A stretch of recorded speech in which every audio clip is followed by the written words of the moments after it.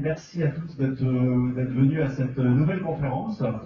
Ce matin, quel est le programme? On va vous parler de la santé au travail alliée à la performance, à la recherche de performance. Et pour ça, j'ai le plaisir aujourd'hui d'accueillir Franck Maillet, le directeur Alsace-Lorraine de Suez, qui est ici, et Nicolas Ferber, le directeur technique de TEA, qui a participé donc à ce beau projet que Franck va nous présenter. Vous me connaissez peut-être pas, je suis Eric Conti, secrétaire général de l'AINF. C'est quoi l'AINF? On est une association depuis 140 ans, pardon. Non, 130 ans. Et on a deux objectifs, la prévention des risques professionnels, ça on connaît bien, et puis la promotion de la sécurité, santé, qualité de vie au travail, c'est-à-dire de voir en plus de tout ce qui est risque, les avantages collatéraux de travailler en bonne santé, en bonne sécurité et dans des bonnes conditions. Implication du personnel, performance de l'entreprise en général. Voilà, et pour ça on fait des conférences sur les salons, on organise des événements, on participe à des programmes de recherche également, notamment sur la prévention des addictions, donc qui peut être aussi en lien avec ce qu'on verra aujourd'hui. Il y a la plateforme Addicted Pro qui est présente ici sur le salon, que l'on soutient depuis des années. Et puis on est aussi très en contact avec le monde de l'enseignement pour aider à former les managers de demain à être les prochains responsables en termes de santé et sécurité. On vient à notre sujet, je vais laisser Franck et Nicolas se présenter. Nicolas peut-être?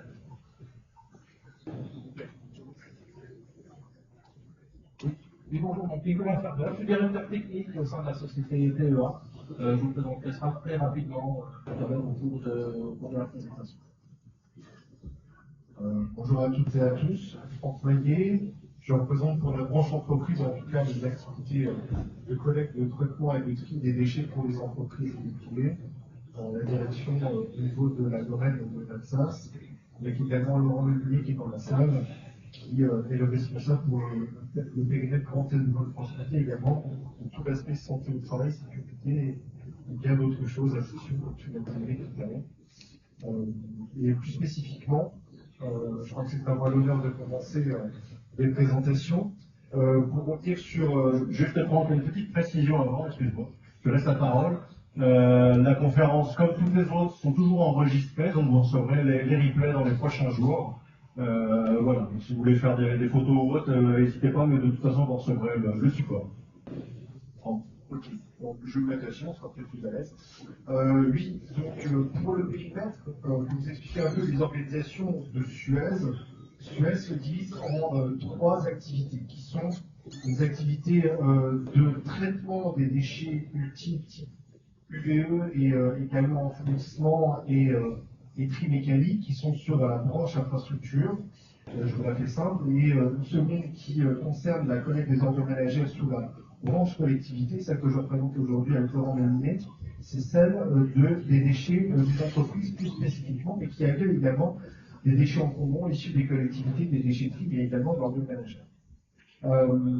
Dans un périmètre national, je redresse un peu le périmètre de Suez, c'est un peu plus de 45 000 collaborateurs dans le monde, avec les activités de l'eau et du déchet prioritairement, on va dire principalement, puisqu'il y a également des eaux industrielles et également de l'assainissement, mais aussi du consulting et de la réalisation.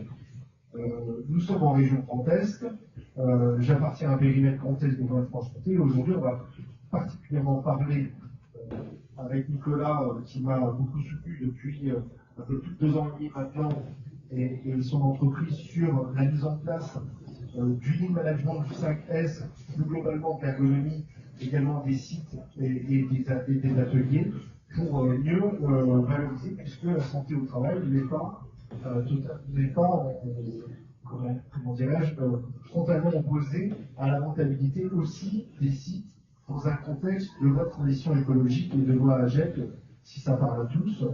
Et en Moselle, nous bénéficions d'un centre de réception qui a fait un peu plus de 60 000 tonnes à l'année, tous déchets confondus, avec une petite dizaine de salariés, un certain nombre également de teams qui ont été dimensionnés avec l'aide de Nicolas sur ce sujet. Les activités de Suez sont présentées juste devant vous. C'est de la réception de collecte sélective, c'est également la réception d'encombrants, de déchets à trier, aussi de déchets qui sont valorisés au travers du tri des cartons, des plastiques souples ou rigides, et également la valorisation de tous les refus de tri en valorisation énergétique type combustible solide de récupération qu'on appelle plus communément désormais CSR. Pourquoi des CSR? C'est depuis maintenant un peu plus de 2 ans le vrai bouleversement dans nos métiers de traitement et de tri des déchets, la fin de l'enfouissement, mais aussi comparativement à une unité de valorisation énergétique, le CSR a pour avantage d'avoir une neutralité carbone dans la manière dont il peut approvisionner des industries qui sont partenaires pour justement utiliser le pouvoir calorifique des déchets qui sont produits dans un territoire afin de faire évoluer également les activités industrielles décarbonées du secteur. Nous avons plusieurs partenariats et aussi des unités qui sont émergentes du côté de Nancy, avec le Restine, qui, depuis FAMEC et d'autres sites également alsaciens, puisqu'aujourd'hui on va parler plus spécifiquement de FAMEC, et dites-vous que le modèle est totalement dupliqué sur l'ensemble des sites du Grand Est, et plus particulièrement en Alsace, avec cette méthode Suez-Way, qui regroupe, pour ceux qui connaissent déjà ces méthodologies, les 5S, le management, le management visuel, mais également toute l'ergonomie et les ateliers tri, qui permettent de mieux maîtriser le risque, tout simplement industriel, mais également des hommes, mais aussi celui de l'incendie, pour lequel on est très confronté dans nos activités par l'émergence également des accumulateurs et lipides à base de lithium en particulier, qui représentent quand même 30% des départs de feu chez nous. C'est un point en tout cas que je voulais appuyer parce que le tri des déchets, la sécurité, la santé au travail dans l'activité du déchet, c'est le geste quotidien par chacun d'entre nous, au sein de notre foyer, mais également dans notre entreprise, à respecter le premier geste de vie qui est le plus important afin de favoriser également la sécurité des hommes une fois que l'on achemine des flux qui sont conditionnés de manière bien identifiée sur nos centres pour éviter tout risque, comme vous l'avez compris, dans nos ateliers de tri. Et nous, ça nous permet également de réceptionner ou de qualifier la qualité des déchets qui viennent. Merci pour cette présentation très générale. Je crois qu'on va avoir un slide sur le Suez-Way, peut-être pour présenter globalement et nous montrer cette culture de l'entreprise. Oui, tout à fait. Alors, le Suez-Way, pourquoi je vous parlais de FAMEC plus précisément? Parce que c'est le premier site en Grand Est qui a bénéficié d'une médaille de bronze l'année dernière en mois de juillet, lors de l'audit, qui consiste à appliquer chez Suez les standards du métier, l'ergonomie, la performance, et de dimensionner dans des ateliers tri tout simplement, afin d'éviter aussi le risque engin piéton, de mieux performer sur la réception, le tri et l'utilisation des outils qui sont également de plus en plus décarbonés grâce à des châssis électriques et des pelles électriques que nous alimentons au fur et à mesure que les constructeurs également délivrent des outils qui sont nouveaux. Et par ailleurs, de pouvoir travailler nos refus qui étaient destinés plutôt vers l'incinération ou l'enfouissement, désormais vers du CSR. Et pour cela, le refus ne ressemble pas à celui d'hier. C'est-à-dire qu'on a des contraintes physiques et chimiques sur lesquelles on doit aller plus loin dans le geste de tri, raffiner justement ce nouveau carburant vers nos industriels. Pourquoi j'ai insisté sur le fait qu'il est important, comme à la maison dans l'entreprise, de respecter ce que dit la hiérarchie du tri, matière, énergétique et déchets utiles. C'est parce que plus on mélangera de déchets à l'intérieur de notre sac noir, dans l'intérieur d'une même benne ou d'un bac dans nos activités au quotidien, plus le risque sera élevé pour séparer les différents éléments afin que nos collaborateurs, également, à qui on fait des points quotidiens sur ce qui s'est passé la veille, ce qui s'est passé l'avant-veille, ce qui s'est passé dans l'heure précédente, puissent encore mieux comprendre, nous apporter également du terrain, quelles sont toutes les remontées nécessaires par rapport à la qualification du flux qui rentre sur chacun de nos sites, pour lequel on avertit le producteur de déchets, c'est-à-dire chacun d'entre nous, sur un conseil, une préconisation, mais aussi des réglementations qui doivent nous incomber, pour lesquelles on doit améliorer nos activités. Vous l'avez compris, c'est un impact environnemental, mais derrière, c'est un impact également en termes de sécurité et aussi de maîtrise de nos risques industriels sur l'ensemble de nos activités en question. Donc, vous avez des schémas par silo. Par silo, qui consiste à mettre en œuvre dans des activités comme du déchet qui sont récentes, on n'est pas dans une industrie sidérurgique, avec d'énergie, ou en tout cas de production d'énergie. Donc c'est une culture chez nous qui est partie de très très loin, puisque vous le comprenez tous, on a appelé des centres d'enfouissement techniques dans les années 80, puis des installations de déchets non dangereux ou dangereux dans les années 2000, et tout ça, on faisait que l'ensemble de ce que vous pouvez produire de manière industrielle ou privée était non trié et pour la plupart du temps non valorisé. Et donc le problème de sécurité sur le tri des déchets, tranchant, coupant ou incluant au risque, et des fois il y a Merci pour cette présentation. Moi, ce que je retiens dans tout ce que tu nous dis, c'est cette vision santé-sécurité, c'est quelque chose de très longue date, c'est quelque chose qui est dans la culture de l'entreprise et qui fait partie intégrante du travail, c'est pas quelque chose en plus. Je crois que tu nous as mis quelques photos pour qu'on se rende bien compte de ce que c'est qu'un centre de tri des déchets.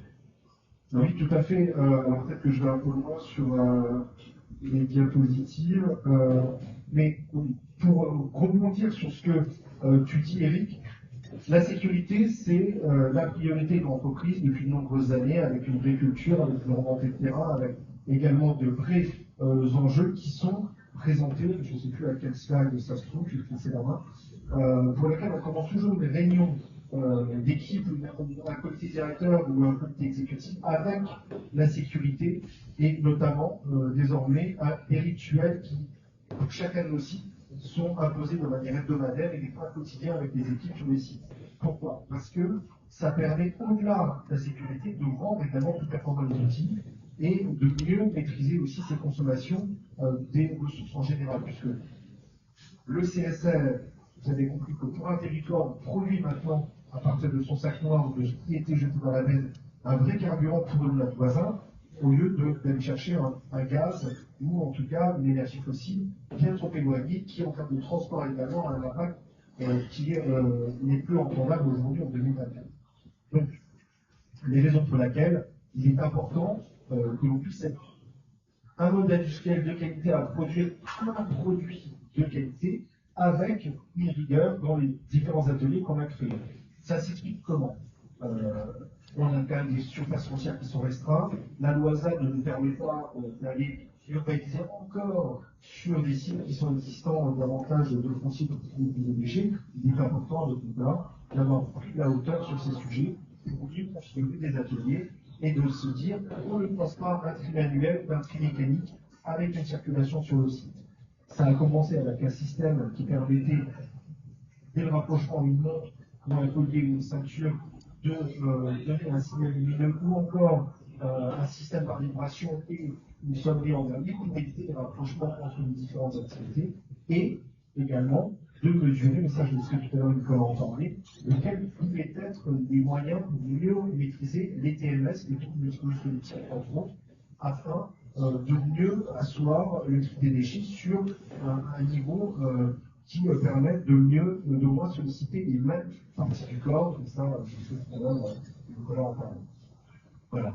La transition vers toi, Nicolas, rapidement, TEA. Très rapidement, TEA, donc on est une société basée à Nancy. Notre métier, c'est de comprendre l'homme en activité, notamment l'homme au travail, au travers de systèmes de métrologie. On fabrique des capteurs, des logiciels d'intelligence artificielle, qu'on va soit commercialiser, soit utiliser au travers de prestations. Et là, c'est dans ce cadre-là que Franck, merci d'ailleurs, nous a fait confiance et nous a confié des travaux sur le poste de tri au site de fabrique, sachant qu'effectivement toute cette activité en changement va très bien expliquer Franck, et les contraintes qui sont multiples, des contraintes qui sont à la fois des contraintes posturales, des contraintes sécuritaires, des contraintes également de bien-être au travail, de motivation du personnel, et des contraintes de performance dans l'opération de tri de déchets. Voilà, donc c'est un petit peu les objectifs à remplir, et l'idée c'était de traiter l'ensemble de manière en prenant de la hauteur et de remettre l'opérateur au process. C'est pour ça qu'on a une démarche un peu unique qui est d'allier un petit peu tous ces volets qui sont souvent de position dans les sociétés. Les gens qui ont la performance, les gens qui ont la sécurité vont un peu les mêmes choses.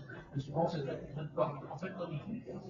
C'est pas montrer au travers de notre présentation. Donc on a commencé par faire un diagnostic des contraintes des contrats posturables, des supports répétitifs, un diagnostic performance aussi, quel est le flux et l'impact des opérations de tri manuel dans le système. Et de là, on a travaillé avec des idées de co-conception, d'idéation, de créer des solutions innovantes en mettant les opérateurs au cœur du système. Et ensuite, on a pu réaliser vraiment la co-conception du système au travers notamment de réalité virtuelle.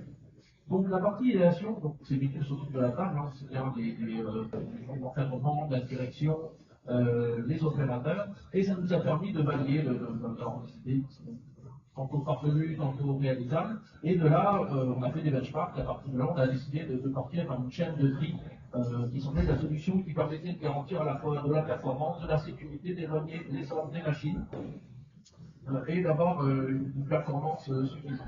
Donc on a imaginé 4 types de configuration de chaînes de tri différentes. Hein. Donc ça, c'est des idées qu'on a eues sur le papier, qu'on a concrétisées au travers de réalité virtuelle. Donc ça, c'était ce côté innovant. C'est qu'on a pu matérialiser ces environnements de travail, ces chaînes de production. Peut-être passer juste ici. Et on a fait vraiment ce qu'on appelle de la conception, c'est donc on a fait des itérations. On a commencé d'une idée qu'on a matérialisée au travers de la réalité virtuelle. On a de là immergé les opérateurs dans cet environnement virtuel.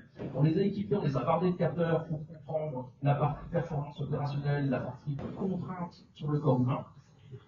Et de là, on a tiré les conclusions et on a modifié l'outil en temps réel. La réalité virtuelle, ces technologies permettent très facilement de déplacer une montagne de déchets de 150 tonnes. On peut la bouger en un clic, on peut modifier l'environnement du poste de travail, la hauteur, la largeur, la profondeur, et on a fait des itérations. Et l'idée, c'était vraiment tout le monde était impliqué au sein de la société, donc ça a énormément de vertus par rapport à ça, de motiver les équipes et travailler sur le bien-être également des personnes. Tout à fait désimpliqué. C'est l'application du personnel.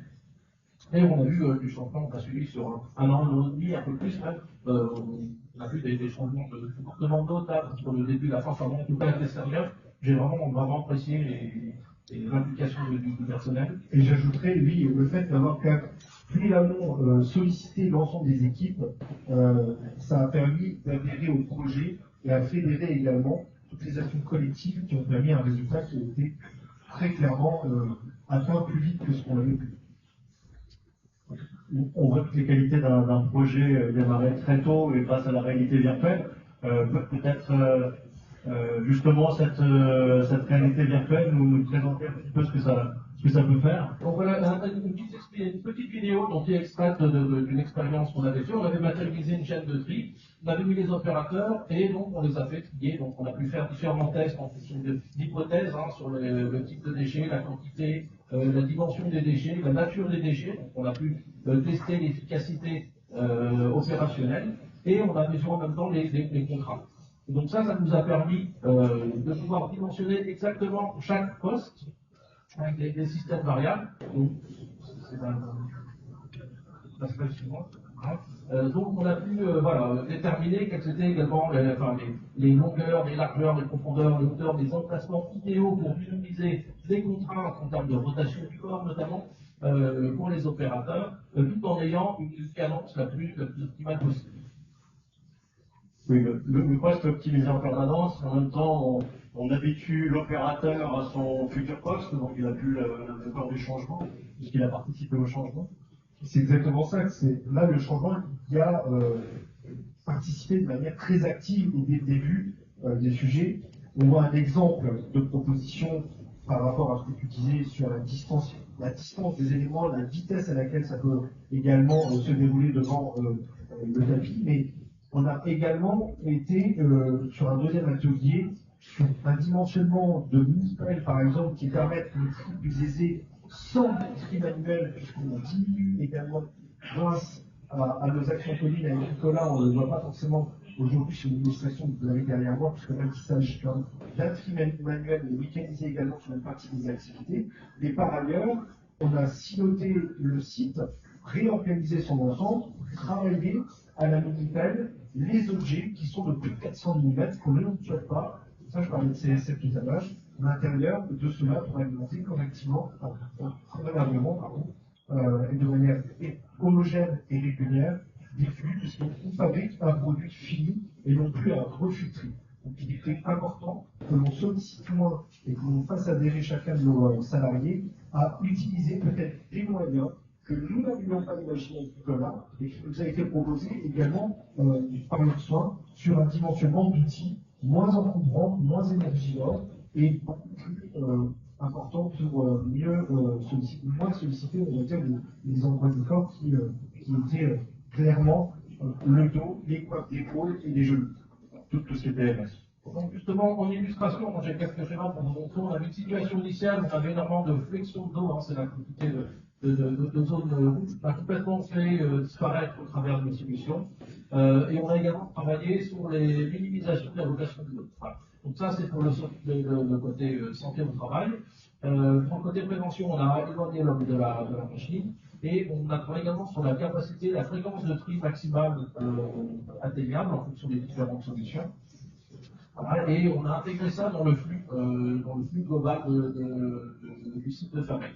Et ça nous a donné, en fait, au final, une matrice, là où c'est très intéressant, où on a à la fois des critères de santé, de sécurité, de performance qu'on a pu évaluer, et ça nous a permis très aisément de sélectionner le système le plus optimal. Je peux regarder ici sur ces différentes solutions positionnées sur un graphique qui donne la performance sur la santé, enfin ces deux axes. On voit qu'on a très clairement un optimal qui est à la fois extrêmement performant et extrêmement respectueux de la santé des opérateurs.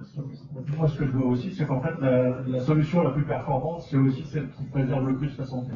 Donc, ça confirme un petit peu. Hein, il y avait une étude de l'INRS, ce que j'ai là, fin 2023, qui démontre statistiquement la corrélation inversement proportionnelle entre la sinistralité dans une entreprise et sa performance économique sur une période de 10 ans. Donc là, on a la démonstration aussi sur le terrain où la solution la meilleure est celle qui allie à la fois performance et à la fois la santé et la sécurité. Je vais passer la parole à Franck pour vous faire peut-être un petit retour de son expérience de ces travaux. Alors, le diagnostic dans la chaîne de valeur, on n'a pas travaillé qu'avec les collaborateurs du site de Fabrec, mais également jusqu'au commerce et jusqu'aux producteurs de déchets, qui est le client.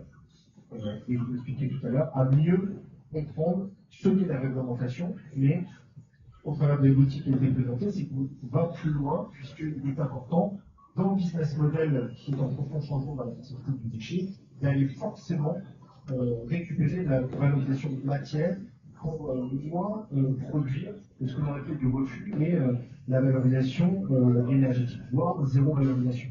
Et ça n'a pu être ce degré de performance qu'on voyait dans le rond tout en haut à droite, mais c'est bien dans toute la chaîne de valeur de l'entreprise, avec des visites clients, avec des sensibilisations sur les ateliers de tri, avec au-delà de la table de tri et pour réduire les TMS, le tri mécanique qui permet de maîtriser aussi les risques environnementaux pour obtenir cette performance en mission et de bien identifier quels sont les risques au niveau de la santé pour chacun des collaborateurs, les diminuer et surtout aller encore plus loin grâce à leur retour. Moi, je suis très convaincu, au-delà de la sécurité, à chacune de nos rencontres avec Laurent, en toute entreprise, c'est aussi poser des questions tous les matins dans le point quotidien, parce que la méthodologie est là, et si on ne la fait pas vivre, c'est comme un souffler au fromage, on oublie. Et le changement, on a dit ok, on y était favorable, finalement, on revient comme avant, parce que le c'était bien avant, ça revient encore de temps en temps. Et ça, c'est le Suez-Way qui nous permet de maintenir la machine, de maintenir l'outil, de regarder est-ce qu'il y a encore des éléments pour lesquels on peut aller plus loin, peut arrêter, peut transformer. Et c'est toujours dans le management, dans la sollicitation et le maintien de les équipes que ça fonctionne. Merci beaucoup, merci pour ce témoignage. Moi, ce que je retiens, il y a derrière tout ça une culture d'entreprise, un besoin à l'intérieur de ce process. Ce que je retiens, c'est que TEA, il y a des outils qui permettent d'aider et d'accompagner et de mesurer, d'objectiver en fait un petit peu les différentes solutions. Et puis, il y a des solutions très participatives avec un accompagnement, avec une durée. Et puis, il faut aussi être transparent. Hein, on ne va pas parler que technique, on va aussi parler de résultats auprès de nos collaborateurs dans les réunions qui sont pas quotidiennes mais hebdomadaires pour leur donner également le fruit de leur effort dans la contribution de la production de valeur pour l'activité, en tout cas tout ce qui est des déchets. Également, on peut rappeler que depuis un certain temps, ces zéro accident anti-faute. Notre résultat final, c'est la petite cerise sur le gâteau peut-être en plus. Alors, on n'est jamais à l'abri, mais je regarde Laurent et on en est fier, mais ce résultat, c'est pas une action qu'on a inventée, c'est pas une photographie, c'est bien un film dans lequel on est acteur au quotidien. C'est un chemin et il faut se motiver tous les jours, tous les matins. C'est une étude. Et voilà, tous les jours en permanence, à tous les niveaux de la hiérarchie. Et moi j'aime bien aussi qu'il faut impliquer le client, le fournisseur, les commerciaux, avant toute l'équipe. Et plus on ira large, meilleures seront les solutions trouvées et bénéfiques pour tous. Un grand merci. Franck, Nicolas, quelque chose à... Non, c'est vraiment ça, c'est une méthode heuristique qu'il faut vraiment voir tous les aspects, c'est pas simplement focaliser sur le poste de travail, c'est qu'il faut prendre l'ensemble des acteurs, l'ensemble du système qui doit être pris en fait. Et je tiens aussi à souligner vraiment la qualité de la performance, on dit trop souvent c'est la qualité du bien-être au travail, c'est-à-dire que les agents sont contents de réussir leur objectif, et ça crée du bien-être, les gens aiment leur métier. Voilà, j'ai vraiment été très surpris de trouver sur des gens qui sont passionnés par ce qu'ils font et qui ont envie de bien traiter, de bien faire, parce que pour eux, c'est un geste sur la planète. Et c'est vraiment quelque chose à souligner. Un grand merci pour votre présentation. Et il nous reste quelques minutes. Si vous avez quelques questions, on va essayer de les répondre. J'ai mis quelques photos également pour mieux illustrer le site avant-après, qui permettent également de donner aussi l'environnement de travail, puisque un site qui réduit son accidentologie, c'est aussi un site propre et organisé. Et ça vaut pour toutes les perspectives. Le synthèse, c'est une règle de base.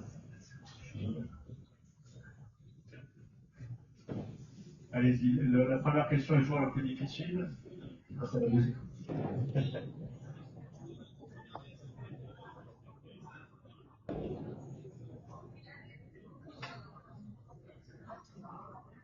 Avez-vous quantifié le gain économique que vous avez obtenu en procédant de cette manière-là, avec l'association des collaborateurs, etc., par rapport à ce que vous auriez fait entre guillemets normalement, précédemment, avec l'ancienne méthode classique?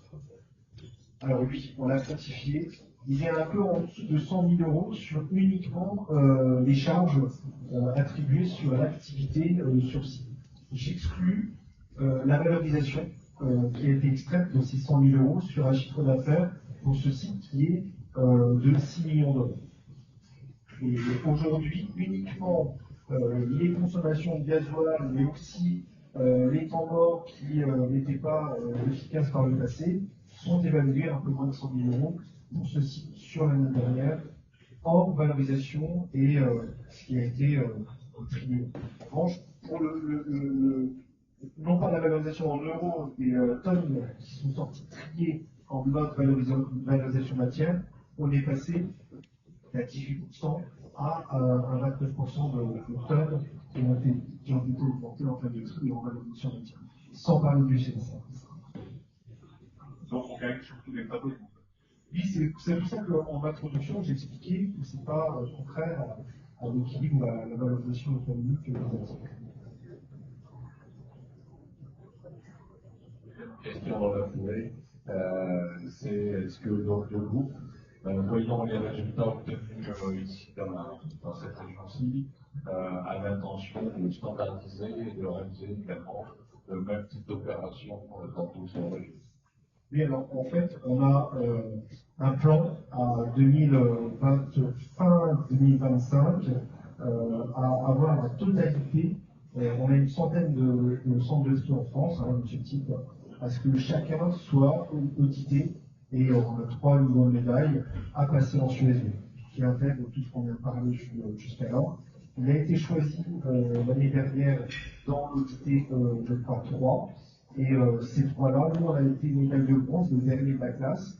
Mais je dis toujours, on a atteint un seuil, pour moi, on a une marge de progression qui est en nous. D'autres ont été médaille d'argent et d'autres ont été médaille d'or. Et en fait, ça a été choisi dans certains territoires pour les dupliquer dans l'ensemble des territoires, et c'est ce qu'on est en train de faire, surtout le Grand Est et la Bourgogne-Franche-Comté cette année. Cette année et l'année prochaine. Ce qui est important aussi, c'est l'acculturation des managers à créer des rituels. Si ces rituels ne vivent pas, on n'a pas ces résultats. Oui, bonjour, c'est Arinesti, Société Ag Service. Je suis spécialisée dans le développement, l'accompagnement de l'entreprise à développer cette culture santé sécurité au travail. Bravo pour ce que vous avez fait. J'aime beaucoup cette corrélation entre la performance et la santé et la sécurité, parce que c'est là où on peut aussi motiver nos dirigeants à évoluer. Ma question, c'est par quel rituel managérial, justement, vous avez aujourd'hui mis en place, vous arrivez à rendre visible cette évolution, ces progrès à l'ensemble de vos collaborateurs? Alors, c'est une question. Tous les lundis, pour le périmètre de ce qu'on va appeler la Lorraine. Je vais vous donner un contexte. C'est qu'en Lorraine, il y a un patron des exploitations sur le partie nord et un autre sur le partie sud. Et ce site fait partie de son périmètre et de son organisation dans la partie nord de la Lorraine. Tous les lundis, à 11h30, on revêt l'ensemble des KPIs, mais également tous les points d'amélioration, y compris la collecte. Je ne vous parle que du tri ce matin, mais il y a toute la collecte derrière, sans lequel le tri ne peut fonctionner. Et on met tout le bâtonnage des éléments extra qui ne sont pas forcément sous monitoring et que l'on revêt à l'ensemble des équipes au retour chauffeur et dans le point quotidien du centre de tri qui a lieu tous les matins. Donc, demain, ils vont regarder taux de chargement, quels ont été également les écarts en termes de remontée de presque accidents qui sont répertoriés dans un outil qu'on appelle Synergie chez nous et pour lesquels chaque attaché d'exploitation et également conducteur de travaux au quotidien de manière aisée via son téléphone peut remonter ces informations en question, qui sont remises dans les points noirs que l'on a de manière mensuelle avec l'agence, mais également dans le point hebdomadaire avec le manager de la Lorraine Nord en question. Ça, c'est l'aspect contenu. Niveau forme, ça se passe comment? C'est qui anime ce point? Ça se passe. Et ça se cascade jusqu'à quel niveau? Est-ce que c'est un peu dans le briefing de poste ou est-ce que c'est un autre rituel? En fait, c'est le manager de la Lorraine Nord qui a lui, sa réunion, c'est pas moi, et qui lui irrigue l'ensemble de ces informations avec son chef d'équipe et son chef de site, afin d'être chaque matin sur les différents niveaux de ce qui s'est passé la veille ou de ce qui s'est dit de manière hebdomadaire avec des solutions collectives qui ont été développées.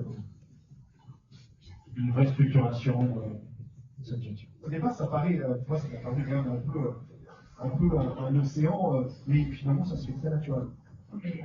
Super. Après, c'est peut-être pour ça que justement, ça commence à prendre corps.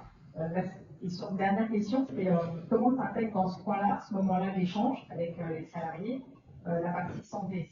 Est-ce qu'il y a un temps d'humeur du jour? À quel moment on intègre aussi dans le questionnement, dans le retour aux équipes, comment ça va au niveau, au niveau aussi de la propre santé du jour, quoi. Il y a le briefing, mais il y a aussi le point de 10h, le point de 11h30, qui peut remonter également des incidents, ce que je parlais des extras entre guillemets, de ce que j'ai vécu. Je le remonte à mon chef, ce n'est pas débloqué, je le remonte au chef de site, ce n'est pas débloqué, ça remonte au manager de la Lorraine Nord, et si vraiment c'est encore bloqué, c'est chez moi que ça arrive. C'est jamais arrivé jusqu'à maintenant, et puis qu'on a mis en place, on rentre dans la maturité, parce qu'on grandit quand même. C'est encore les débuts, mais clairement, la parole est libre, et de tous les instants, on peut également remonter les éléments de synergie sans que le manager intervienne pour autant. Merci pour les questions et pour la réponse. Moi j'avais une question en continuité, mais plutôt à Nicolas. Tout à l'heure, tu as rapidement abordé le fait qu'au début des interventions et à la fin de l'intervention, tu avais vu un changement. Tu peux nous en dire plus peut-être sur ce qui avait changé dans l'esprit Alors, quand on intervient sur un site, on est toujours un peu pris comme un étranger qui arrive dans un écosystème, donc on regarde avec une certaine méfiance. Et les intervenants, les interventions arrivant, on commence à lier des liens, et on voit que ce qui au départ était un concept un peu flou pour les opérateurs devient quelque chose qui se concrétise et que ça suscite un réel intérêt. Et on voit qu'effectivement, ils se posent des questions sur comment est-ce que je travaille des choses avant. Et des fois, ils se baissaient pour passer un morceau de carton qui était un reposte. Après, se poser la question pourquoi est-ce que je fais ça? Est-ce que ça a vraiment un intérêt en termes de performance? Et surtout, que je vais faire mal le long terme. Et du coup, ça permet aussi de faire prendre en conscience de certains comportements et de poser des questions. Et c'est eux qui étaient acteurs sur les solutions. C'est eux qui ont trouvé des solutions. C'est des opérateurs. C'est moi ni les managers. C'est vraiment des opérateurs qui ont proposé les meilleures solutions qui étaient plus adaptées. Et pour compléter aussi la question de Laval de ce que tu dis, avec les équipes de Laura, parce que Laurent, c'est pas trop de test et de transporter, mais il a ses équipes et on a des alternants au-delà des ingénieurs qui eux remontent et animent aussi tout ce que je viens de dire, à ne pas continuer avec le chef de site à s'acharner sur une tâche qui n'est pas à prendre de la valeur ajoutée, avec des moments conviviaux. Ils ont lieu en période pré-estivale actuellement. On met en place, on évite par l'équipe bien compris l'espace en vie, et les food trucks c'est beaucoup plus adapté. Et on a un temps d'échange sur chacune de nos bases. Et c'est actuellement, j'étais en France Matin à Colmar pour parler du temps quotidien, où justement on avait ces éléments, et pourquoi j'ai un taux de chargement qui est trop faible, et que s'est-il passé encore hier, parce que de temps en temps, le food truck, ça permet quand même d'avoir cette convivialité et de faire un peu de discours. Et ça, on le fait aussi au moment de la galerie Roi, et en fin d'année, lorsque c'est une chose pour créer quand même du lien entre nous. Et ça rend la parole plus libre, au-delà d'un schéma parfois un peu trop rigide. Je crois qu'on peut encore trouver une dernière question. Vous avez été très clair. Merci beaucoup, merci pour tout ce qui a été fait déjà et qui va continuer à se faire. J'ai bien compris que c'était jamais terminé. En fait, il fallait recommencer tous les jours, et que le meilleur était à venir. Merci pour ce témoignage, en tout cas, hein, qui montre bien que dans une démarche globale, avec des outils performants aujourd'hui, hein, c'est le côté un petit peu innovant de la performance, de pouvoir mesurer, visualiser, on arrive vraiment à améliorer cette implication du personnel et à trouver les meilleures solutions dans toutes les dimensions de l'activité d'une entreprise, que ce soit humaine, économique, santé, satisfaction du client, respect de l'environnement, voilà, toutes les dimensions possibles. Et puis on sensibilise aussi nos nouveaux collaborateurs sur un programme onboarding qui permet de les immerger avec la réalité virtuelle sur un environnement de travail pour lequel Laurent est en train de mener des actions tout autour de l'accueil de nos collaborateurs et du réaccueil. C'est important aussi. Et parfois on fait même sensibiliser nos clients parce que c'est bien de faire immerger ce qui se passe après une fois qu'on est en vrai. Merci à tous. Bonne journée, bon salon.